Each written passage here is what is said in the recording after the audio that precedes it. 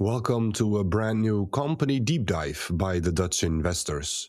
As we celebrate the Christmas holiday and head into a new year, we thought it would be a good time to gift you all something.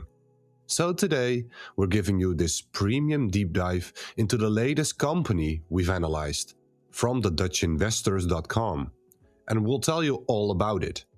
And to top it all off, we'll be doing this with long-term value investor Nicholas from Moat Investments. We are unpacking a company that sits right at the intersection of technology, crime, and privacy. I'm pretty sure most of you haven't heard of it before, which makes it even more interesting. The business itself is a fascinating mix of high-tech forensics and deep ethical questions. So sit back, grab a drink, and let's unpack this black box of a company. If you like these sort of deep dives, check out TDI Premium over on thedutchinvestors.com. We'd love to welcome you to the growing community of passionate and like-minded investors.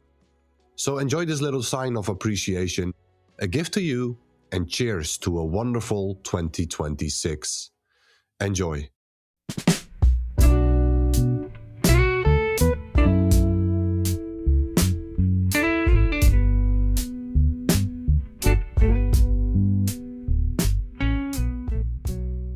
Every minute, somewhere in the world, an investigator uses their technology to crack maybe a locked phone, a capability that has been deployed in over 5 million investigations worldwide. Today, Nicholas and I are talking about Cellebrite software, and its software is used in various cases. The software solutions are used in child exploitation, homicide, anti-terror, border control, human trafficking, even intellectual property theft, and so much more. We are back, Nicholas. It's been a while. You're the author from Moat Investments. You own Cellebrite yourself. You know all about it, and I'm excited to dive into the company with you. Yeah, definitely. It has been a while. Last time was, I think, in May or something with Robert Hay. Yeah, couldn't be more different, right? Yes, different country, different industry, different growth profile, different valuation. Everything's different. So maybe just to start it off, how did you find Cellebrite? You own it quite a bit longer than I have. I have started a small library position just to keep track of the earnings, to go a little deeper. But maybe, how did you find Cellebrite in the first place? I mean, I haven't owned it for that long. I think it has been September, I think. I basically found it how I find everything through cloning. So I saw it on Twitter. Somebody posted about it. I think it was in connection to Exxon. Exxon is, like, I would say probably the company that got away. I analyzed it around the bottom in 2022 and skipped because it was still too expensive and I didn't like their stock-based compensation and the typical reasons why you don't buy the good, fast-growing tech companies. And Cellebrite is somewhat comparable, or at least in a similar business. Back when I first heard about it, it was pretty expensive. I think it was around its all-time high. And then it started to drop. And I think I saw somebody posting about the share price decline, and I looked at the valuation and it made more sense. So I started to dive into it, and I liked a lot what I saw. The quality was a lot better than I first thought, and some of the moral issues I had were also swept away when analyzing it further. So what does Cellebrite do? Give the listeners some context on what this secretive company does. Yeah, Cellebrite first got started actually in a somewhat unrelated business. So what they do is they were helping phone retailers and telecoms to transfer data from one phone to another. And then there was a big terror attack in the United States, and Apple was not willing to give up its principles and crack the phone for them, for the CIA, I think it was. And they used Cellebrite software to transfer the data, like first crack the phone and then transfer the data from the phone to the software. And basically that got the company somewhat famous in the industry, and they started to switch from their legacy business back to what they're doing now, to basically helping police forces and private investigators to crack phones and to transfer data from the phones and to extract everything. And yeah, basically to enable them to work on criminal cases in a digital age. Yeah, for those interesting in the cases Nicholas is referencing, it's the San Bernardino case from 2016. You can find it if you just Google Apple versus FBI, the terrorist phone or something like that. You'll find it. It's a very cool story, and that single event definitely puts Cellebrite on the global stage. They saw what they did and how they handled it, and it's a good story for those interested in wanting to know more about it. So Cellebrite offers several solutions. Maybe you can briefly, and it's pretty difficult sometimes to explain what they do. It's also pretty secretive. So maybe you can just very simply explain what sort of solutions they offer. Yes, definitely. That was also one thing I struggled with when initially looking at the company, because it is a very hard to understand business from the outside. I mean, most of us probably are not private investigators or working in the police force battling crime. So their main business is what I already talked about, basically extracting data from the phones. That's the main business and accounts for around 90% of revenue, I think. And it's basically a duopoly. Besides that, they are currently building and expanding into adjacent verticals, which is the reason why they're reinvesting so much right now. So what they saw is that there is not really a comprehensive solution which covers the whole case to closure process. So basically, when there is a case in a law enforcement office, they first obviously have to crack the phone, get the data. But then there is a lot of stuff that comes afterwards. You need to secure the data and you need to be compliant. If data changes hands, you need to have a trail.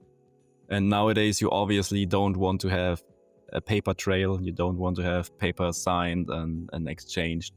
You want to have that all digital to be more secure and also a lot more efficient. And then they also have another solution, Pathfinder, which helps them to also help solve the crime, to use machine learning, artificial intelligence to aid in the whole investigative process.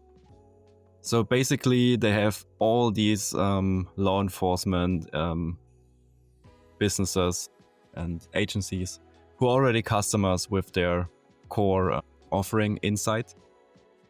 And they now want to cross-sell. And that's going well so far. And yeah, they're trying to expand there right now. Yeah, I did a lot of digging here. I wanted to really find an example of how the software solutions are used. So I read several in-practice interviews with former employees and directors. And I found this pretty good example. Maybe you're familiar with it, but maybe not. So let's say the New York Police Department seizes 100 phones from a drugs cartel. They basically split the entire case to closure in like 3 steps. It's unlock and extract. So the first step involves like accessing these devices and pulling the raw data. This can take a lot of time, up to an hour to 3-4 hours per device. And the Cellebrite hardware connects to the phone, pulls the data from the device. But as you can imagine, this is very complex. The phones are locked, they are encrypted, you're getting pictures, you're getting videos, you're getting files, downloads, whatever it may be. It's a pile of random data. Then you have the second step, which is basically the process and decode. Can also take up to 2 hours per device. So this Cellebrite software decodes all this data and organizes it into neat categories. So you have text messages and phone calls and photos and videos, maybe locations. It can also recover deleted data. It can create a timeline or relationship maps. It can analyze all these patterns. And then the final step is the investigate and present step. And it's the final step where customers, frequently investigators, which you talked about, review all this pooled data and search for patterns and evidence to build the case. So the problem Cellebrite actually solves here is, let's say if each phone takes around 3 to 4 hours to analyze and extract data from, multiply that by 100 devices, and it can take up to 300 to 400 hours. That's a lot of lab work before investigators can even begin to investigate. So they have this solution called Guardian, and instead of sending all these 100 phones to the lab, investigators can use Guardian's features at the crime scene to immediately see if a phone is connected to the investigation. So that's pretty cool. It saves a lot of time. So within minutes, Guardian can view the call logs. Has there been any communication with known suspects or geolocation data? So was this phone at the crime scene during the relevant time window? It's very cool. Yep. So it solves very useful problems for the investigators, and it saves a lot of time. And I think those are some of the main problems they solve. Anything to add there? Yeah, I think not just complexity, also that, but also just the underinvestment and understaffing in the whole industry is a big issue. I found one interesting story where somebody was committing a crime, and the guy was carrying a bag with I think 20 or 30 mobile phones he just bought very cheaply used. And he just had all of those in a bag to ensure that when he gets caught, that they will have one hell of a difficult time to figure out what he's trying to do because of all that bad and misleading data. Wow. And yeah, there also is the issue that one interview I saw, I heard on Spotify, I think a podcast, was that in a lot of US agencies, there are rooms staffed with hundreds and thousands of different phones and hard drives and laptops and whatnot. And they have basically 9 months of lead time to get them broken up and extracted. So the whole process is still very underinvested, and there's just a very large gap between what the police forces should do and what they can do right now. And Cellebrite is one way to improve that. So we know what they solve. We know a little bit about what they do. So how does Cellebrite actually make money from the solutions they offer? Yes, so they basically charge fees, but it's also related to the amount of work they're doing. So they have broken down roughly what they expect to do per case. It was in 2024 around $225 per case, and they are aiming through cross-selling to get up to $300 per case in 2028. So basically a combination of higher usage of their software. Basically for every device they need to crack, they can get a fee. And also, of course, the other solutions where they get usage fees. And yeah, so basically that's how they generate their revenues. So we talked about some of the solutions, InsideJets, Guardian, Pathfinder. They now have the case to closure platform. It's the overarching platform that integrates the three I just mentioned. It solves the workflow inefficiencies. Where do you think Cellebrite can grow its revenue from? They sell to these government agencies, these investigators. There's only so many. So it seems like the only way to grow is to increase prices. Or how do you think about growing revenue for Cellebrite? I mean, as long as there is a backlog of sometimes months of devices that aren't unlocked, there is just a lot of backlog to fill. And they eventually need to either submit to having this large safety gap and not being able to do their work, or they are investing into more devices and more investigators. So that's one of the reasons. Also, cases are getting more complex. People are using more devices. Now also with all the cloud solutions, there's just a lot more complexity within it, and the more complexity, the more Cellebrite can earn from it. So those are some combinations. You're right that they are almost in all of their large clients, but for example in the US there is still an issue where they aren't in a lot of the big agencies like the FBI and CIA. I think they are not really present that much, because there is a legislation a certification that they just got a while ago. And with the whole Trump tariffs and the efficiency thing they were doing, a lot of the processes were disrupted because people did not know what kind of budget they actually have. They could not buy it, even though they wanted to. So once the budget situation there gets better, that will be a good new funnel as well. I don't think people really understand how outdated some of these investigations are. I believe in your report, but also in practice interviews with insiders, I was so surprised to read that like 40% of all like data is still being transferred by a USB drive, for example, which is nuts, right? Yeah. And that's why they need these solutions, and that's why there is a lot of potential still. Because even if there is some department which has a Cellebrite already, they can then cross-sell to all the other departments. And yeah, you don't want to hand around USB sticks and then sign a paper confirming that you got the stick, and then you forget it, the trailer's gone, and then there is some compliance issues. So yeah, basically not worth it to not upgrade eventually. There were employees that had to travel like 12 hours just to deliver a USB drive to the other side of the country. Yeah, that's crazy. From an efficiency standpoint is so dumb, right? Yes. Yeah. So about 55% of revenue comes from the United States. You already mentioned there in a lot of large investigations being used in lots of investigations in the US already. About a third comes from Europe and the rest from Asia Pacific. Where does future growth come from for Cellebrite? Is it mostly from the US? Is there still enough room to grow inside the US, or is it outside? What are your thoughts on growing? I think it's a global issue. So I don't really have that much of a case regarding a single region. I think that's just a general issue. Within the US, there is good potential, and outside as well, in my opinion. Well, I think that's better. I think it's good not just to focus on the United States. And I think, crime is a global thing.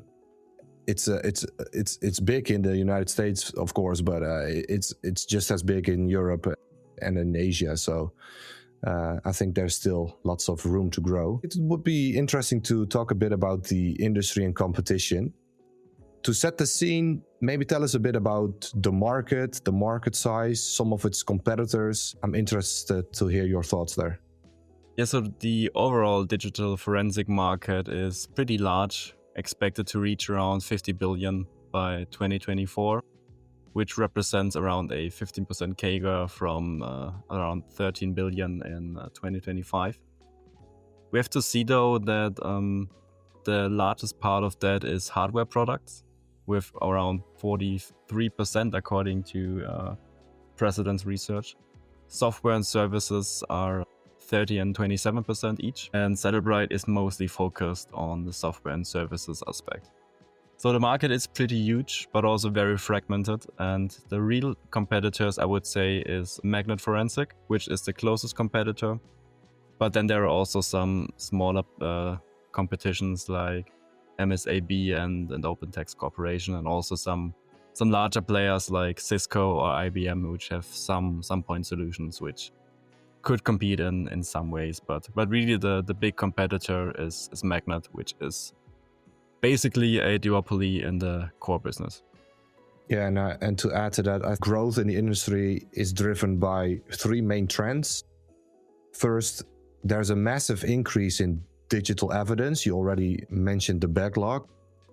Every phone, app, or connected device can now hold valuable data for investigations. Second, the encryption battle keeps intensifying as companies like Apple and apps such as Telegram make data much harder to access, pushing Cellebrite to keep investing in advanced R&D, and it's a very specialized job. And third, the backlog is growing fast. With limited staff and rising workloads, agencies need AI tools like Pathfinder to handle cases more efficiently. And the biggest challenge here is government funding. Cellebrite depends on these public budgets. But I think there's a lot of tailwinds for Cellebrite in the industry. Yeah, so you mentioned the budget situation. Cellebrite currently accounts for 0.02% of the budgets for its top 20 US city public departments. So it's a mission critical piece of software and hardware, which accounts for basically nothing of the overall budget. So I think using Cellebrite or Magnet is the last part where they want to slash budget. So maybe they are trying to remove a few investigators if they need to crack down on budget, but even then they have the backlog to service, so they can't really do that. So that's a good point. I didn't think of it. It's mission critical. It's probably better to cut out on other things. Yeah, definitely. I mean, there is still, as right now, the situation. I think it was called Doge, the efficiency program in the US, where basically, as I said, they did not know how much budget they can allocate, and they basically also just fired a lot of people, which made decisions. So once the US is not as paralyzed and they can actually make decisions again on a local level, I think that investing back into these solutions will be the natural choice. Yeah. So since it's such a difficult company to really grasp, it's very secretive. It operates sort of behind the scenes for us. Is there a way we can see whether Cellebrite is better than, let's say, Magnet or some of the competitors? Or what do you think makes Cellebrite better, if it is, than competitors? I think one way to do it is to look at, for example, what I did, podcasts around the general industry, around police work. And they basically talk about both companies in a similar way, at least in the core business. It's also tough to compare them because there are a lot of different devices, and Cellebrite would work better on one device, on one version of the iOS system, and then Magnet will be better for one of the Android systems. And what we also need to remember is that generally these criminals don't have the newest iPhone. I don't know, what is it, 15 or something? I don't know. 29, I don't even know. Yeah, they probably won't have the newest one. They might have a cheap phone, and so there is a lot of ground to cover, and each of them does some things better than the other. But they are generally accepted as the leaders. And what's also very interesting is that it's basically a dual vendor industry. So what that means is that an agency typically, or at least often, uses both of them because, well, they have different devices they need to crack, and some is better than the other for one of them. And also they just want to cross-reference the results sometimes to have like two opinions on the truth. So it makes sense to have both solutions in many cases. And that's a great point. Just recently, Cellebrite opened its solutions to work with Magnet Forensics and Grayshift, who are now merged. So the dual vendor is actually a real thing now, and they actually work together now. And that was a problem a couple of years ago, where Cellebrite didn't want to have this multiple vendor dynamic. But just for our listeners, it's very difficult to really verify what we're saying and finding online and hearing about. But from what I found is that Cellebrite currently supports over 31,000 different sort of devices and systems. And for a comparison, Magnet Forensics, which recently merged with Grayshift, is estimated to support about 10,000 to 15,000 devices and apps.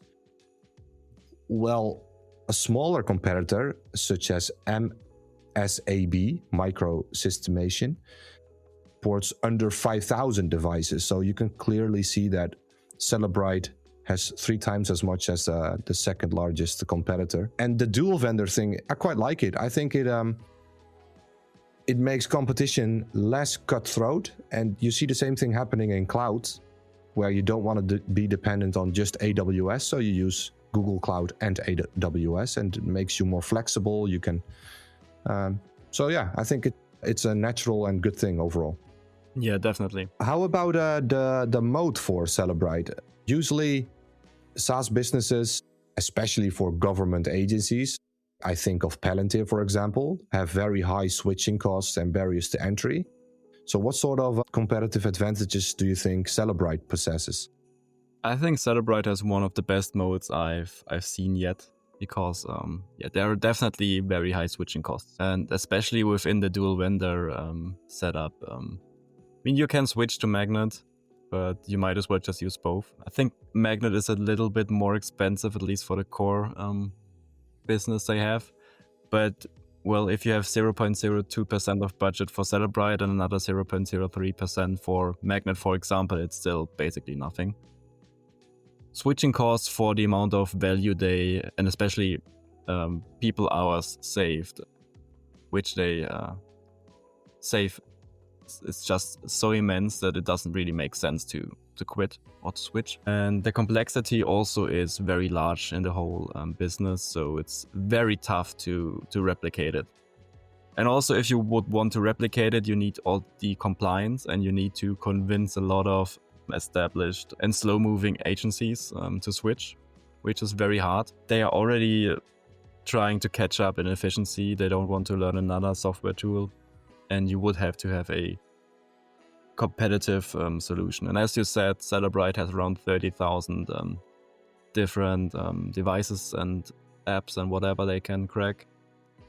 And getting to that point needs a lot of investment and a lot of time, and frankly, just know-how that is not widely available. Cellebrite did some acquisitions, some people suspect, just to get the talent, because it's a very niche industry. You need experts to crack these systems. Yeah, it's really hard to get them and to retain them. And if a lot of them are working already for Cellebrite or Magnet, then very tough to, on an R&D basis, get to the same point. It's not, for example, comparable to some enterprise software like a CRM system where you just need to handle data and view it nicely. It's a lot more complex, in my opinion. I think the niche leadership is it's good that you mentioned that. It's one of the things I saw as well. You know, it's a highly specialized market. It's relatively small, and it doesn't really make sense for competitors to really invest a lot if you can not make a lot of money from it. So the barriers to entry are very high, and the rewards are too small to justify the effort. And you know, you talked about regulation and compliance. A lot of investors think that's a bad thing, but it sort of adds a layer of protection for Cellebrite. They have the know-how, like you mentioned, and the fact that it's so regulated. It's all about ethical policy. It's about human rights, and you need to be trustworthy, and they have that stamp of trustworthiness, and it adds a very high barrier to entry for Cellebrite, in my opinion. Yeah, the ethical part is also very interesting. That was one of the reasons why I initially skipped on the business, because if you go to Wikipedia, for example, there are situations where corrupt governments or police forces use their software to crack phones they shouldn't have, and to spy on people. And it's an immensely powerful solution they have. And in the wrong hands, it can do a lot of harm. So actually, a very interesting dynamic is that part of the churn Cellebrite has right now is from basically them canceling their solutions for some governments and agencies that were misusing it. And yeah, when they came public, they enabled an ethics board, basically to look at these things and increase their standards in that way. So that is a critical part for me as well, because I don't want a software that's abused for that kind of stuff. I know you as someone who only invests in things that feel good to you, ethically and morally. For many investors, the fact that churn is dropping is a bad thing, but if you really understand what they're doing, it's very similar to Palantir. Palantir wants to make the Western society more powerful. Anyone abusing Cellebrite's or Palantir software needs to get removed from the software. It's a headwind in the short term. they'll lose customers, they'll lose revenue.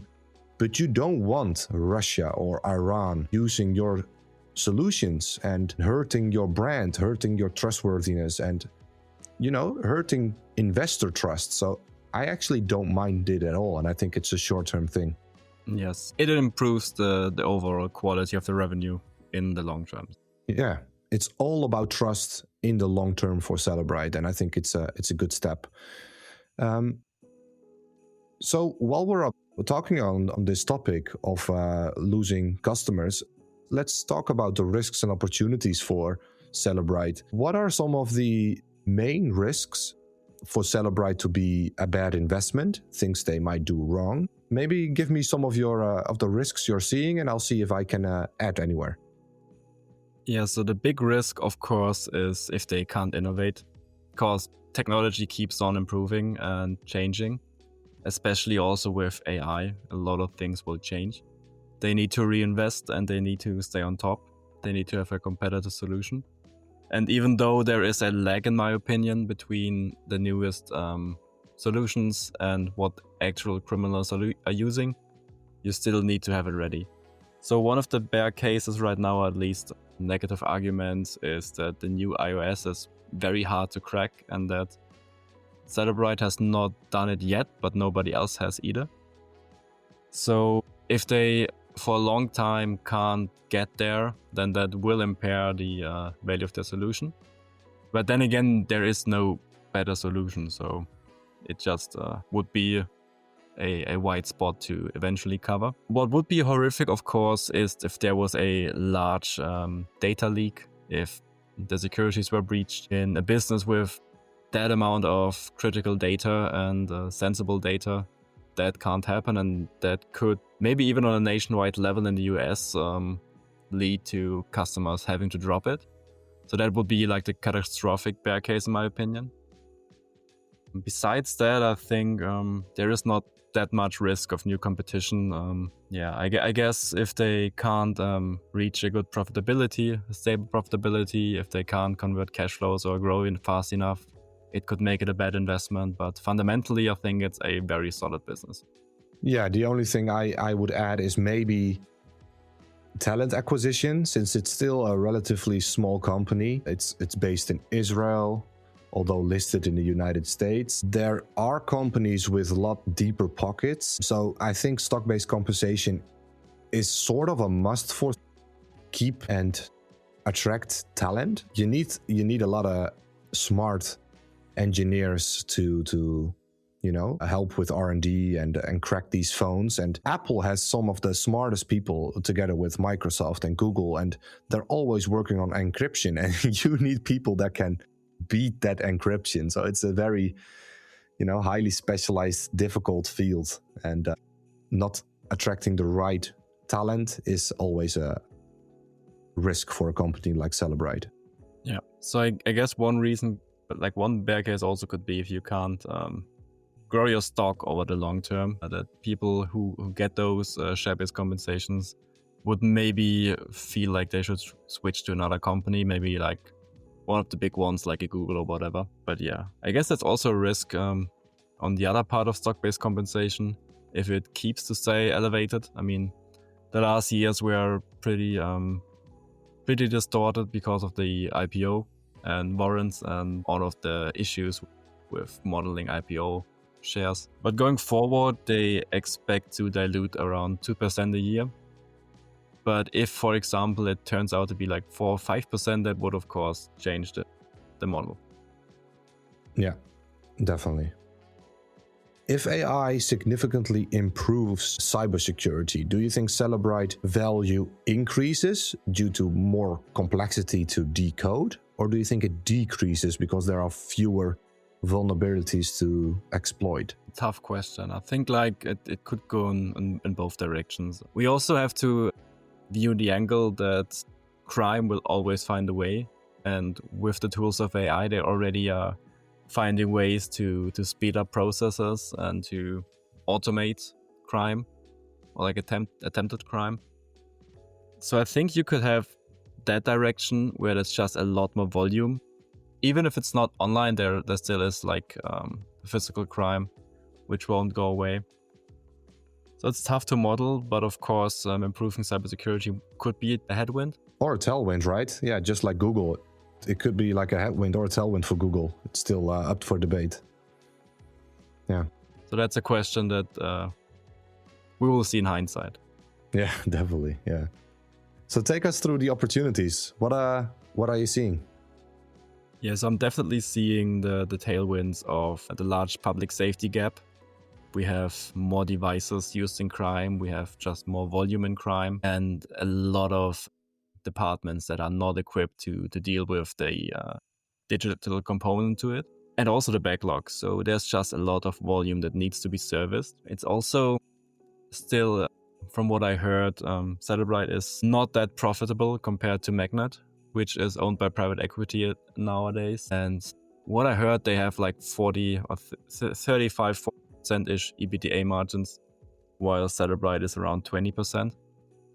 Cellebrite is currently still in a reinvestment cycle with the whole development of the ecosystem, of Guardian, of Pathfinder. And once they don't have to do all that development and just improve the product, but not the initial development, and they have the wider adoption and revenue from that, they should have good operating leverage. So those are some of the opportunities I definitely see. And to add to your opportunities, the recent acquisition from I'm not sure how I pronounce it, but I think it's Corleum. Yeah, I think so.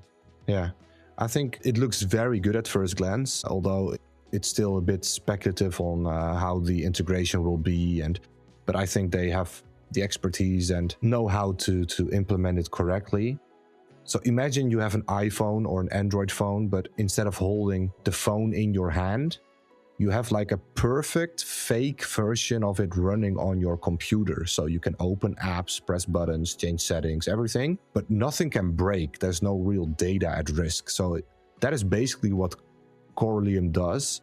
It creates like this virtual phone or device on a computer so experts can test how the phone works and what happens when new security features are added and look for bugs and weaknesses. And that seems like a real good add-on. And the other one is the US federal market. That is such a big opportunity for the FedRAMP authorization. And that just opens so many more doors in the United States. Yeah. The acquisition, actually, I had a pretty hard time grasping it at first because it's a very complex topic, and just reading the description they first gave was pretty tough. But then I dug deeper and also came to the same conclusion you did, that it's basically mirroring the device without breaking it, basically making a digital clone, digital twin, whatever you want to call it. And what also makes me reassured that they will nail the integration is that they have been working together with them for years, and now they are just increasing the level of collaboration, obviously, as a combined company. Yeah. So we haven't really talked and touched on the financials, which is very difficult to grasp in audio form, but maybe, this sounds like a company. Is it making $1 million in revenue, hundreds of millions, billions? Can you just give us a snapshot, a quick overview of Cellebrite's financials? Are they profitable? What are some of the margins?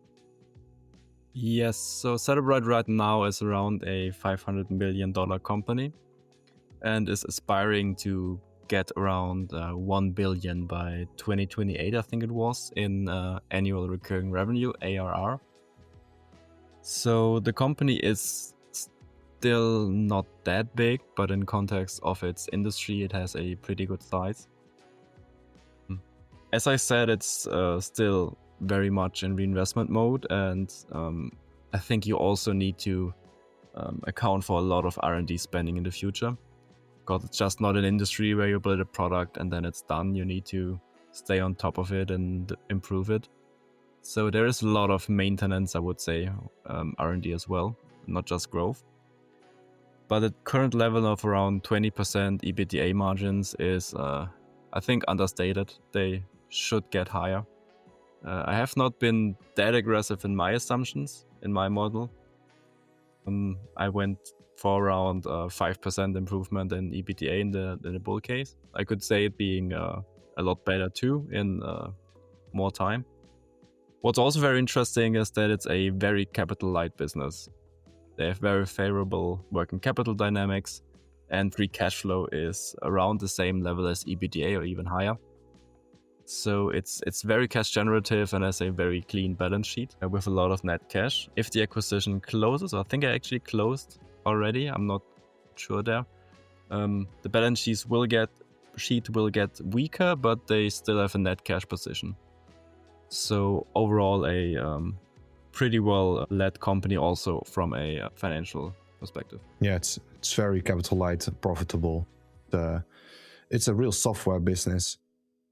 Hey, in your deep dive on heavy Moat Investments, you talked about the potential buyout. Can you tell us a bit about why you think that might be happening? Are there certain signs or hints that point to this? I am interested. Yes, there are actually a lot of people, at least in the Cellebrite bubble I looked at, who talk about a potential acquisition. There are also many signs, I would say. We already said that Magnet was acquired by private equity. They got bought out by Thomas Bravo in 2022, I think it was, at a multiple significantly higher than Cellebrite is trading at right now. And at the time, they were generating 90 million in ARR. So Cellebrite also is a lot bigger now. Yeah, so they had an issue, actually, the last year or so, when the founder stepped down and they did not have a suitable replacement as CEO. So for around a year, they just had an interim CEO, which of course is not a good look.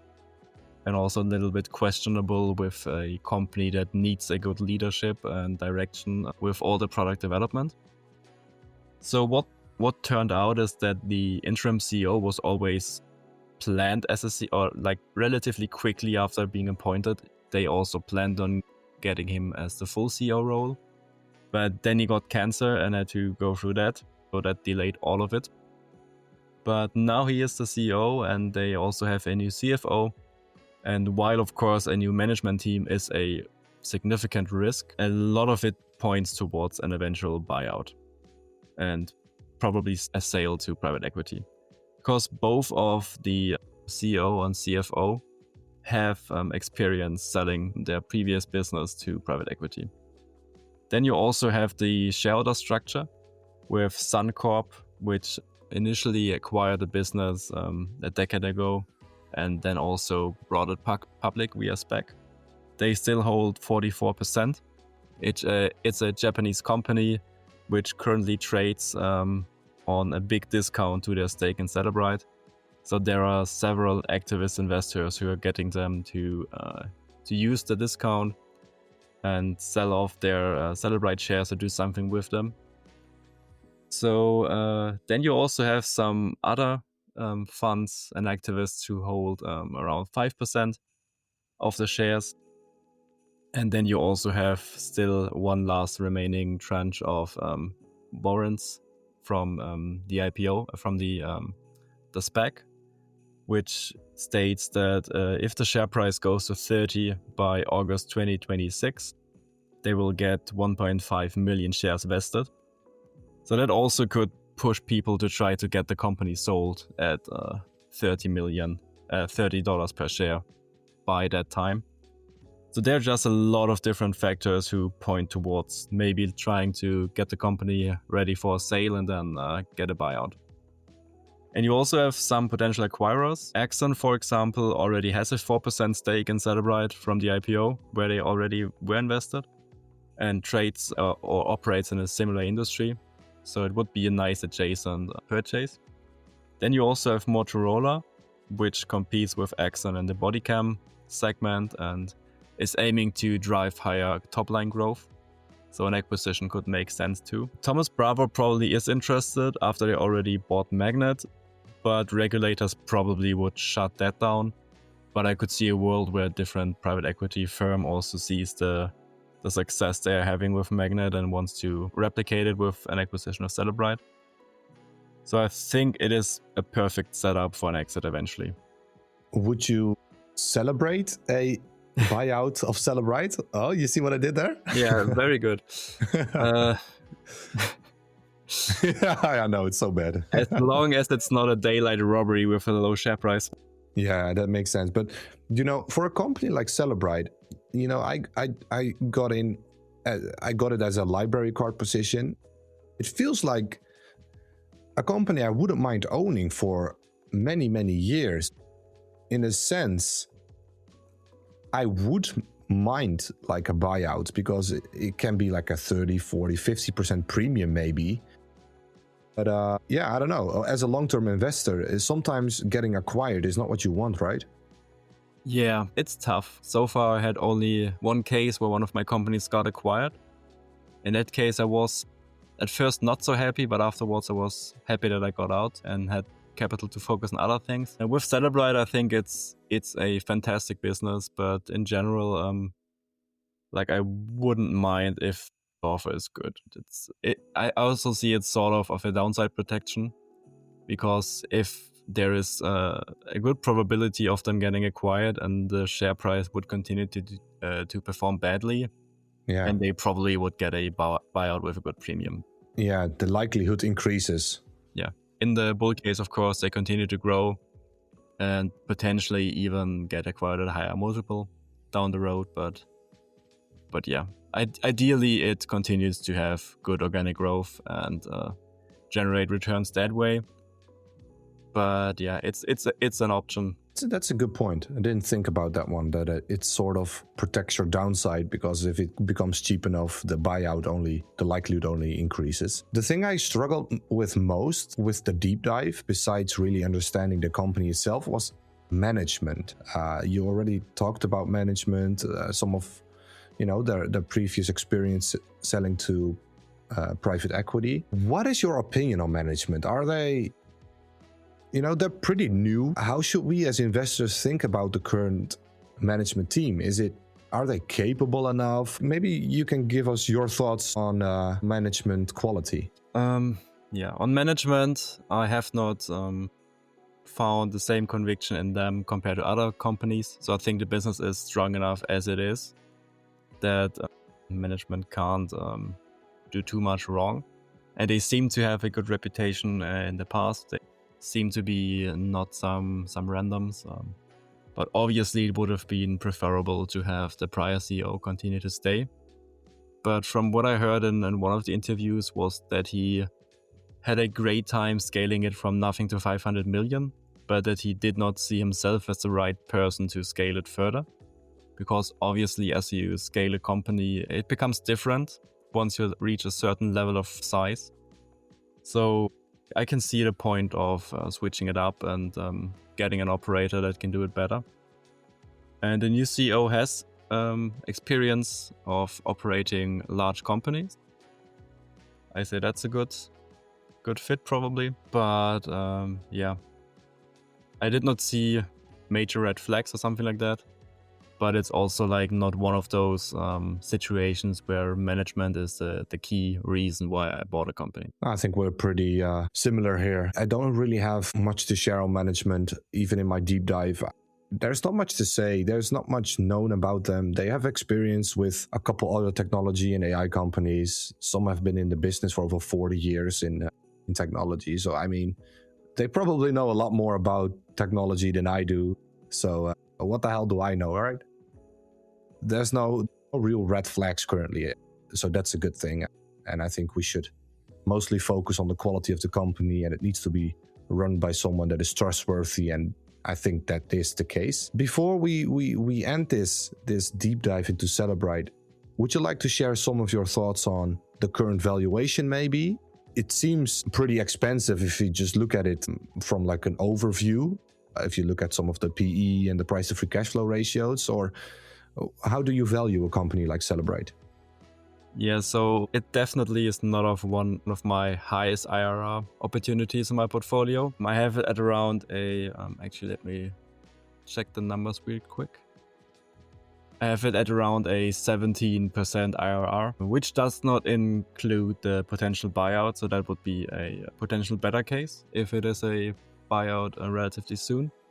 But overall, I see a very strong revenue growth trajectory and improving margins. So the company should be like in a base case growing at high teens. And if the FedRAMP opportunity, for example, goes well, they should be able to grow in the 20s and high 20s maybe even. Because the backlog and the tailwinds are supporting that, in my opinion. Organic growth is strong and cross-selling is a huge opportunity. I think Pathfinder and Guardian are growing at 60 and over 100% each. So there is a lot of runway there to cross-sell. I mean, it's just around 10% of revenue right now. The big question, of course, dilution. Will they actually stick to what they try to do and dilute at around 2% a year, which is manageable? If it gets to around 4, 5, 6% a year, that would be pretty bad in my opinion. Will they try to offset it with buybacks? So far they haven't. And they're just building cash, which they, for example, used in the latest acquisition. And then, of course, the exit multiple. I try to look at EV/EBITDA for that because it's pretty close to free cash flow in their case. Around, I think it's around like 26 times or so. Yeah, 25 times-ish forward EBITDA. So I think that's not too bad. Should be around a 4%-ish free cash flow yield.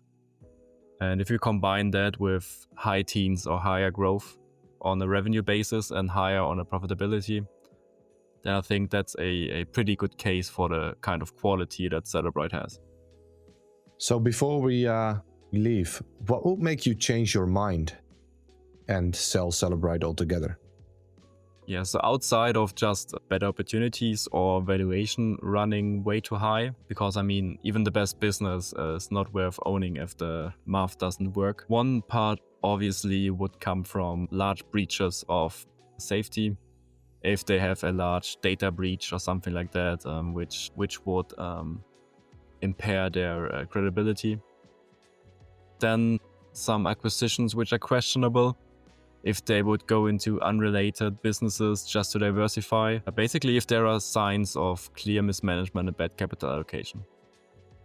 But besides that, I think there is not much risk of new competitors, so most of the issues would be basically them inflicting the wounds on themselves, in my opinion.